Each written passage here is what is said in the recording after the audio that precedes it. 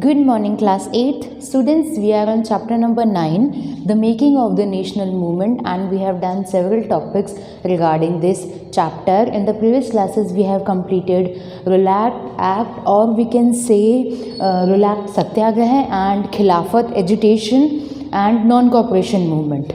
So after that, we'll start a new topic or today's topic, which is People's Initiative and the Peoples of Mahatma. सो पिछली classes में हम लोगों ने ये देखा था खिलाफत एजुटेशन क्या होती है. हम लोगों ने दो ब्रदर्स को देखा था, अली ब्रदर्स को देखा था. After that in India year बताते हुए हम लोगों ने नॉन कॉपरेशन मूवमेंट की स्टार्टिंग भी देख ली थी, कैसे हम लोग अब ब्रिटिशर्स को नॉन कॉपरेट करते हुए अपने इस मूवमेंट को आगे लेके जाएंगे. Now people's initiative is our next topic. People's ने क्या किया, मतलब उस टाइम पर भारत के जो लोग थे उन्होंने ये सब देखा, वो एक तरीके से दर्शक ही हैं. तो ये सब देखते हुए लोगों ने क्या उसके बिहाफ में रिस्पॉन्स दिया, that we will discuss. Okay, so let's start with today's topic, people's initiatives. In many cases, people resisted British rule non-violently in other different classes and groups, interpreting Gandhiji's call in their own manner, protested in way that were not in accordance with his idea. So, as we all know, Gandhiji follows non-violence. मतलब गांधी जी अहिंसा के पुजारी कह सकते हैं हम, अहिंसा के पुजारी थे. वो अहिंसा के द्वारा वो बोलते थे आज़ादी जो है ना, फ्रीडम है, भले ही हमें कुछ साल बाद मिले. जैसे बोलते हैं ना सब्र का फल मीठा होता है, तो सब्र करना चाहिए आपको फल. जैसे कोई मम्मी डिश बना रही है तो धीरे धीरे वो बनती है, बहुत टाइम लगा देते हैं, हमें बहुत वेट नहीं होता है कि कितना टाइम लगेगा. अब जब वो डिश आती है तो बहुत टेस्टी होती है. तो ये हो गया कि टाइम लेके कोई चीज़ बनती है बट वो बहुत ज़्यादा अच्छी होती है. उसी तरीके से आप अपने काम करते जाइए, सब्र रखिए, उसका फल मीठा होगा. यहाँ बात करें हम लोग आज़ादी की, गलत तरीके से गांधी जी के अकॉर्डिंग बात करें, वॉयलेंस के तरीके से, वॉयलेंस करके आज़ादी उन्हें नहीं पानी थी. वो नॉन वॉयलेंस के रास्ते पर चलते हुए आज़ादी पाना चाहते थे. भले ही आज़ादी में 1 साल ज़्यादा लगे, 2 साल, 3 साल, जितने भी साल लगे, बट वो नॉन वॉयलेंस के राह पर चलकर ही आज़ादी पाना चाहते थे.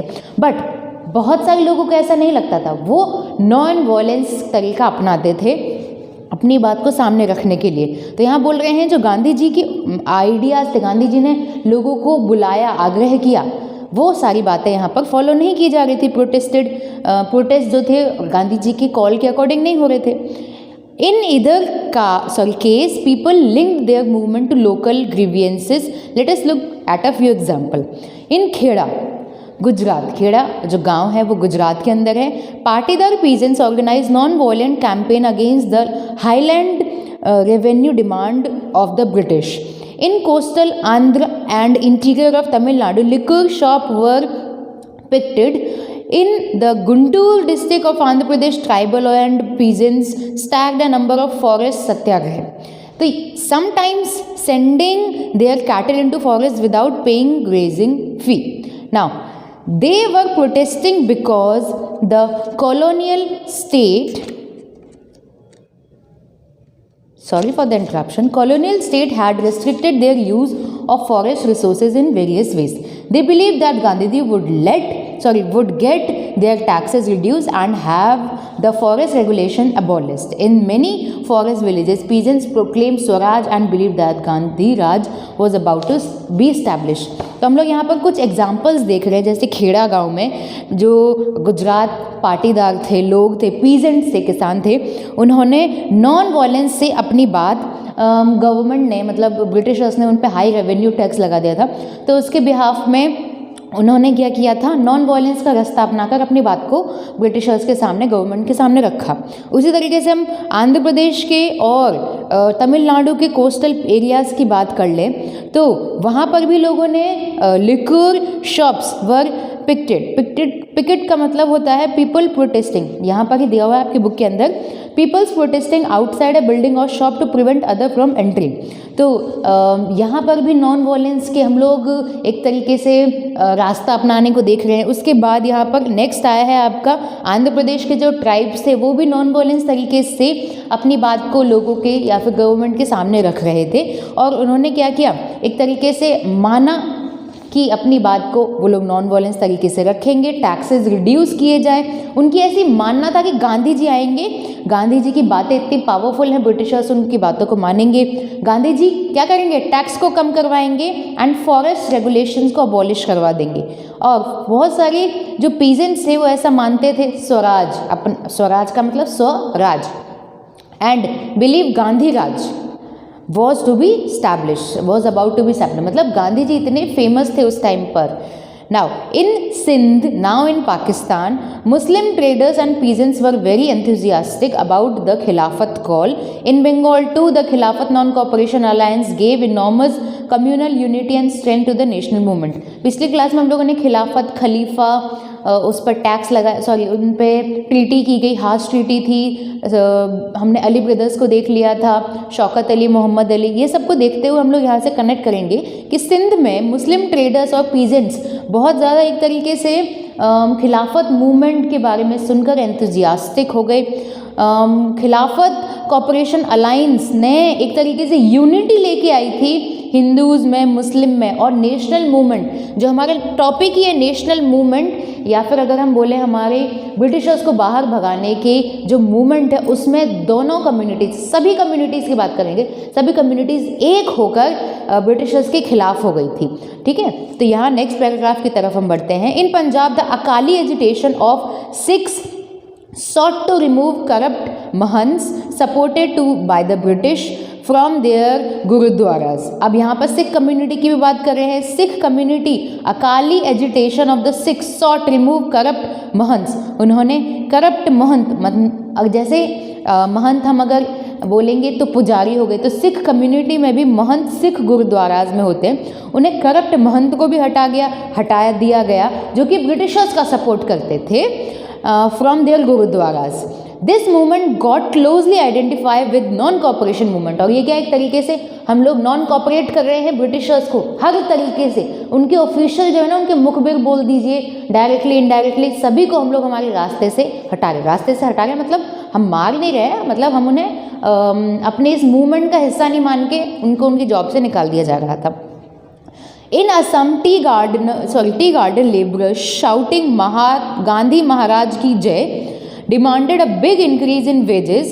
They left the British-owned plantation amidst declaration that they were following Gandhiji's wish. Interestingly, in the Assamese Vaishnav song of the period, the reference of the Krishna was substituted by Gandhi Raj।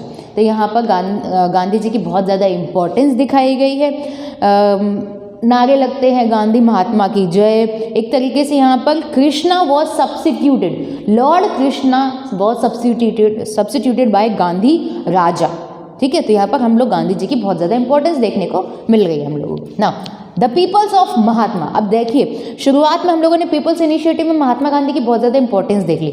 अब हमारा एक second last topic है the peoples of Mahatma की इतनी ज़्यादा importance थी, क्या था, चलिए let's start. We can see from the above, ऊपर वाले पैराग्राफ से देख लिया, that sometime people thought of Gandhi ji was a kind of masiha as someone who could help them overcome their misery and poverty.